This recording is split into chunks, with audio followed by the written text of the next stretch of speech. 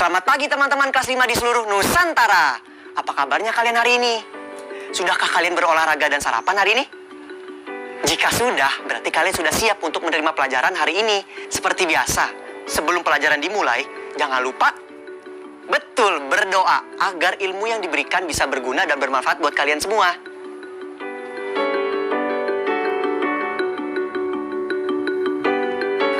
Dan satu lagi, tetap semangat ya. Ayo menulis.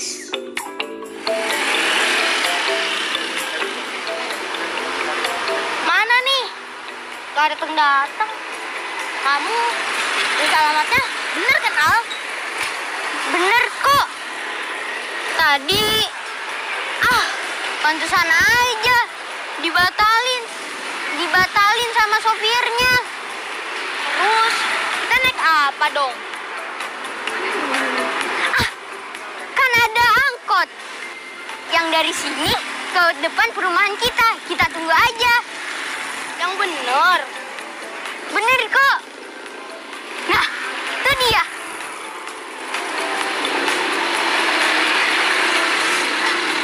Bang, lewat perumahan Grisa Asri nggak? Oh iya, lewat.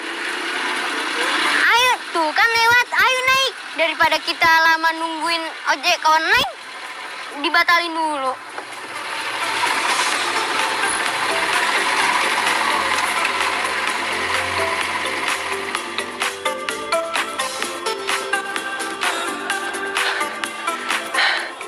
Arfi dan Rido beruntung ya. Depan gerbang mereka dilewati oleh angkot.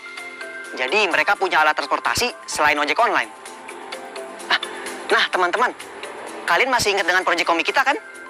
Apakah kalian sudah tahu alat transportasi apa yang biasa digunakan di daerah kalian? Kalau kalian sudah tahu, kalian bisa menggali informasi itu lebih dalam tentang alat transportasi kepada orang tua atau wali kalian di rumah ya. Berikut pertanyaan-pertanyaan yang bisa kalian ajukan. Silakan catat di buku kerja kalian ya.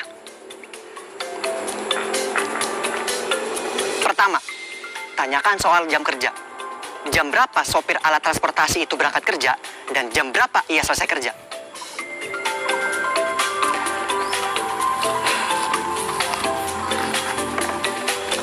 Lalu, pertanyaan kedua, jam berapa ia istirahat?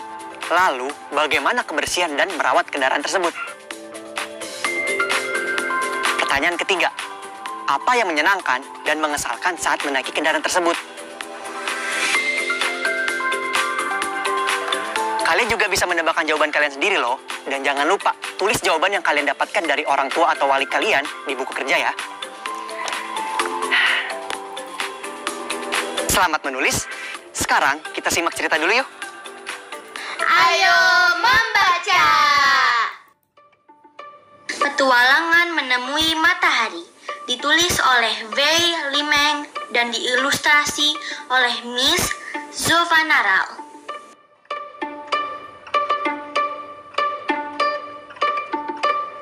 Srepov tinggal di sebuah pabrik karet besar. Di dekat pabrik, matahari berhenti bersinar.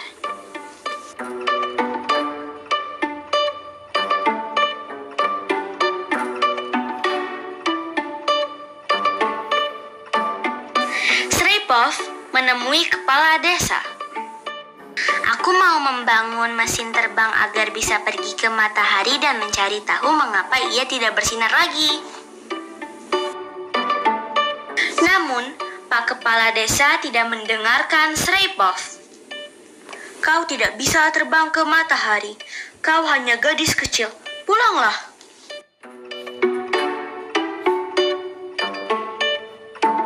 Sreipov pergi ke puncak gunung di dekat desanya dan memandang hamparan desa yang gelap.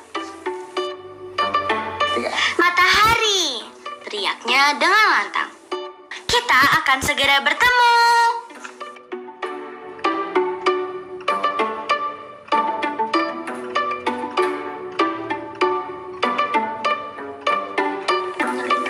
Kemudian, Sreipov menyelinap ke dalam gudang pabrik untuk mencari bahan-bahan yang bisa dia gunakan untuk membuat mesin terbang. Dia menemukan turbin, rantai, kayu, dan banyak kain.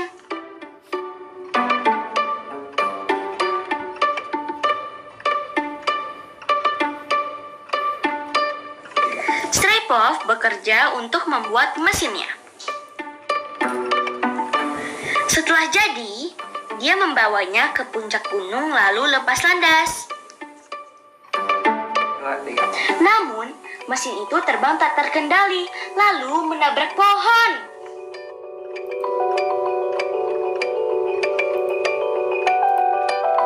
Sreipov tidak mau menyerah, jadi dia membuat mesin lagi.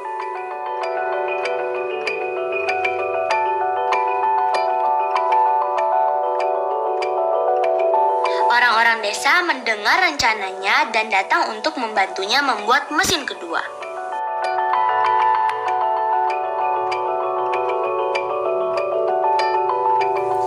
Bahkan kepala desa pun terkesan. Terimalah baju dan helm ini untuk melindungimu dari panas. Matahari sangat terik.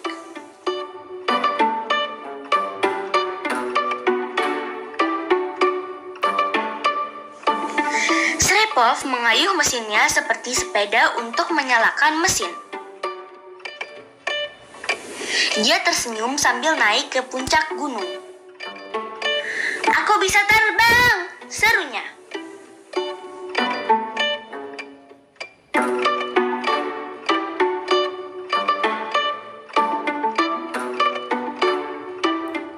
Sreipov terbang hingga ke matahari.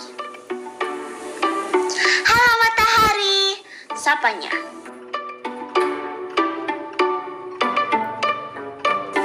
"Mengapa kau berhenti menyinari desaku?" "Polusi udara yang menghalangi sinarku," jawab matahari.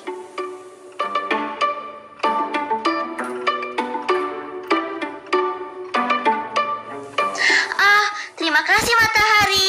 Aku akan memberitahu semua orang dan kami akan bekerja bersama untuk memecahkan masalah ini."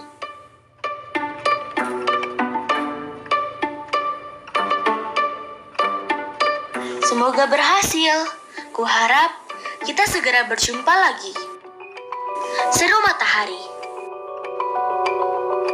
Sementara Sreipov terbang kembali ke bumi.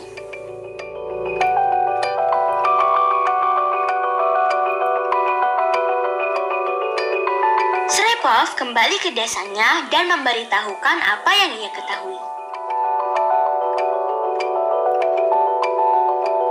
"Kita harus berhenti mencemari udara dengan asap dari pabrik. Jika kita menanam lebih banyak pohon, pepohonan itu akan membantu membersihkan udara."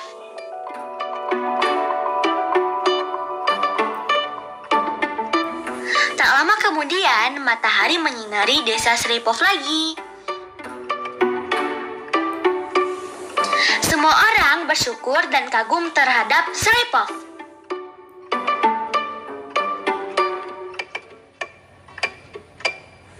Sekarang Sreipov membuat pesawat lain. Dia siap untuk bertualang lagi.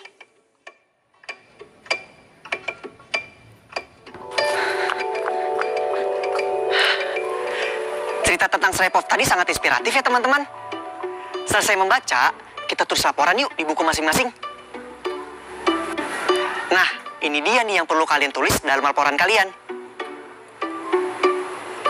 Yang perlu kalian tulis adalah judul, pengarang, isi cerita tentang apa, bagian cerita apa yang paling kalian sukai, alasan mengapa kalian menyukai cerita itu, bagian mana yang pengen kalian ubah, dan alasan mengapa kalian ingin mengubah cerita tersebut. Selamat menulis ya teman-teman. Tetap semangat.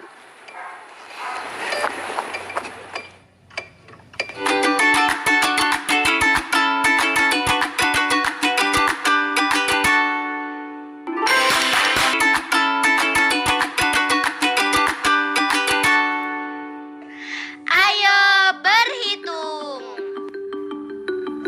Perhatikan gambar berikut ini.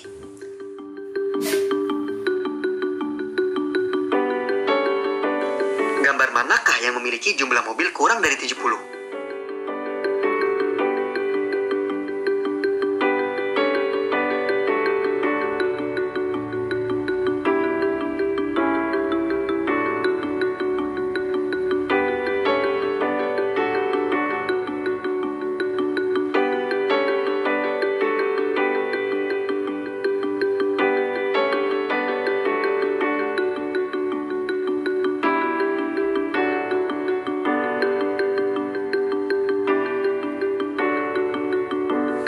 Teman-teman masih ingat kan bagaimana cara mudah menghitungnya?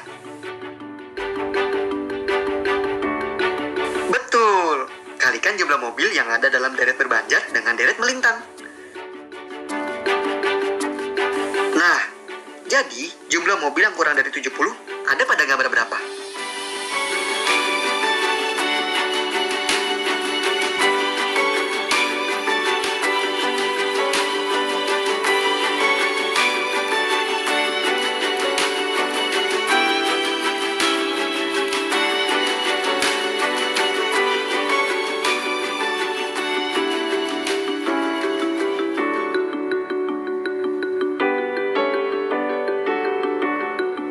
Yap, betul sekali. Gambar yang memiliki mobil kurang dari 70 adalah gambar ketiga.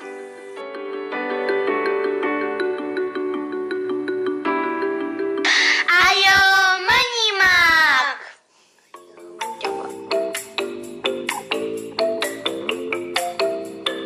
Teman-teman pernah mendengar tentang PM 2,5? PM merupakan istilah bahasa Inggris. Kepanjangannya particulate matter, atau dapat diartikan sebagai polusi partikulat. PM adalah zat mikroskopis sangat berbahaya yang terbentuk karena emisi asap kendaraan bermotor, pabrik, dan lainnya, yang berbentuk cairan dan mengambang di udara. Salah satu ukuran PM yang memberikan dampak langsung berbahaya bagi manusia adalah PM 2,5 yang berukuran 2,5 mikrometer. Polusi PM 2,5 saat ini dijadikan standar polusi udara di kota-kota besar. Menurut Badan Meteorologi, Klimatologi, dan Geofisika, terdapat nilai ambang batas atau NAB dari PM 2,5 yang menjadi acuan. Batas konsentrasi polusi udara yang diperbolehkan adalah NAB PM 2,5 sama dengan 65 mg per meter kubik.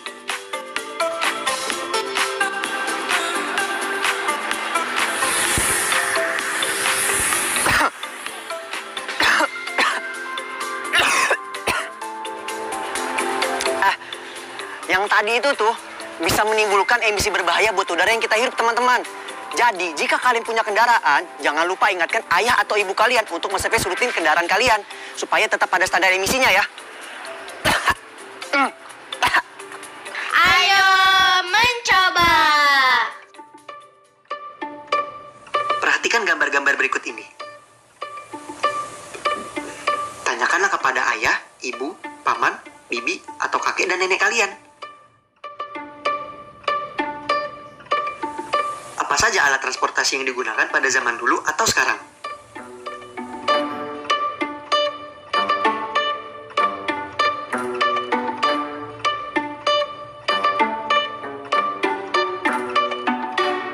Kemudian, lengkapi tabel berikut ini dengan menyebutkan alat-alat transportasi tersebut.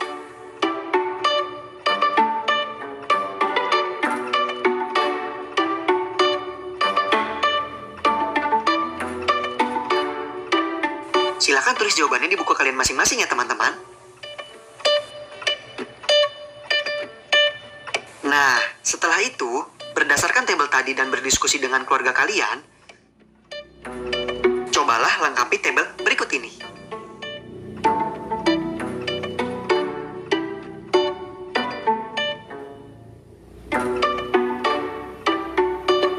Saudara, memang kepadatan lalu lintas ini mulai terjadi di kilometer 48 yang merupakan titik pertemuan dari tol Japek 1 dan juga tol Japek 2 atau tol layang Jakarta Cikampek.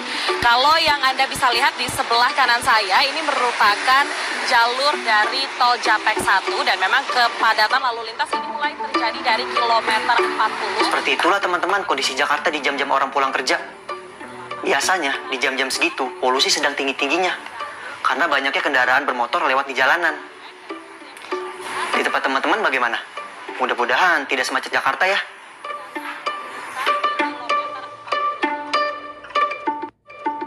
Ayo berlatih. Perhatikan diagram garis berikut. Ini adalah diagram garis berisi data tentang konsentrasi PM 2,5 di kota B berdasarkan waktu.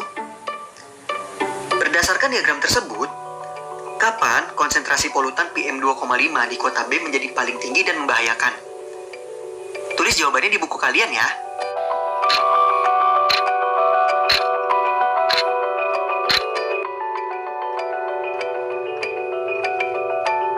Sudah mendapatkan jawabannya? Betul. Konsentrasi polutan PM 2,5 di kota B paling tinggi adalah di jam 18.00.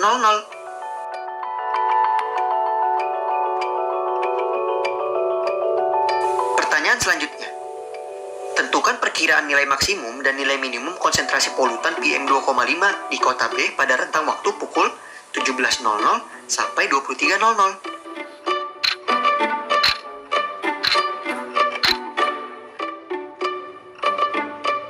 Sudah? Jawabannya, perkiraan nilai maksimum polutan PM 2,5 di rentang waktu jam 17.00 sampai 23.00 adalah 138 U-gram per meter kubik, yaitu pada jam 18.00.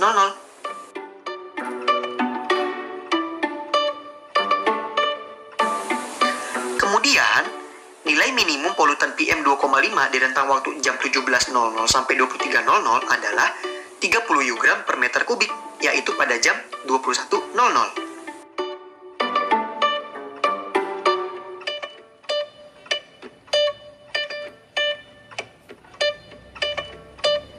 Pertanyaan berikutnya. Apa yang terjadi dengan konsentrasi polutan PM 2,5 di kota B sebelum pukul 17.00? Apakah lebih rendah atau lebih tinggi?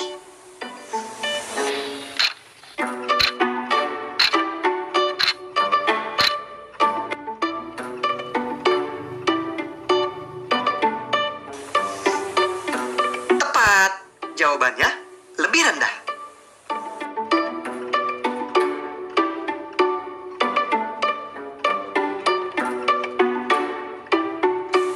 Pertanyaan terakhir.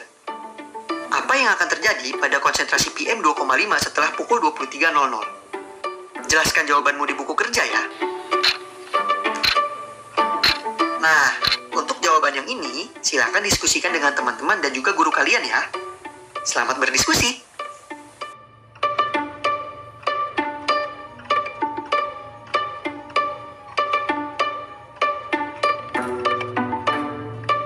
Proyek kreatif minggu ini.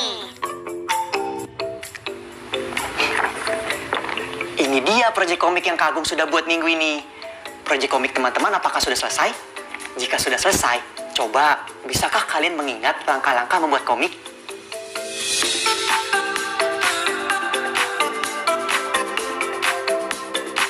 Ya, pertama, tentukan jumlah panel untuk satu halaman komik. Kedua, memilih alat transportasi yang akan kamu ceritakan.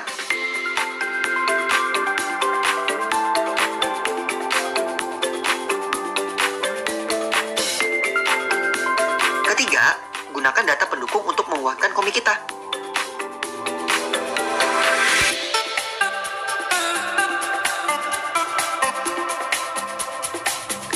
Keempat, buatlah sketsa menggunakan pensil pada setiap panel.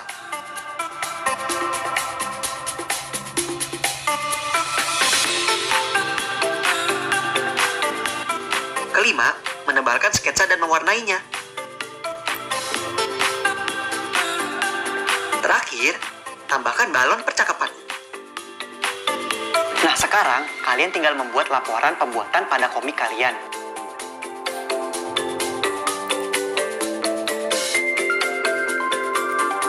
Jelaskan bahan dan alat yang digunakan, waktu kerja, hal menyenangkan, kesulitan yang ditemukan, cara mengatasi kesulitan, dan pendapat anggota keluarga tentang komik. Namun, kalian juga boleh loh menulis laporan sesuai cara dan kreativitas sendiri. Sampai juga kita di akhir pembelajaran kita hari ini, teman-teman. Kita ingat lagi yuk materi pelajaran hari ini sebagai bahan refleksi. Refleksi. Teman-teman masih ingat Alfi dan Rido kan?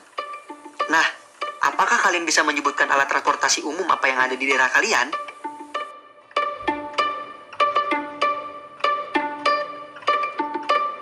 Kemudian, cerita tentang anak yang mengejar matahari. Kalian masih ingat? Dalam cerita itu, mengapa dia tidak bisa melihat matahari?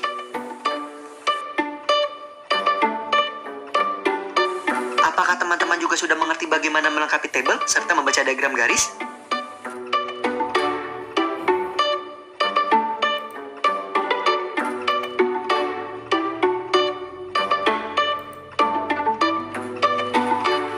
Selesai sudah pembelajaran kita hari ini. Semoga teman-teman bisa memahaminya dengan baik ya. Dan jangan lupa, jaga kesehatan, tetap semangat, dan terus berdoa. Sampai jumpa lagi.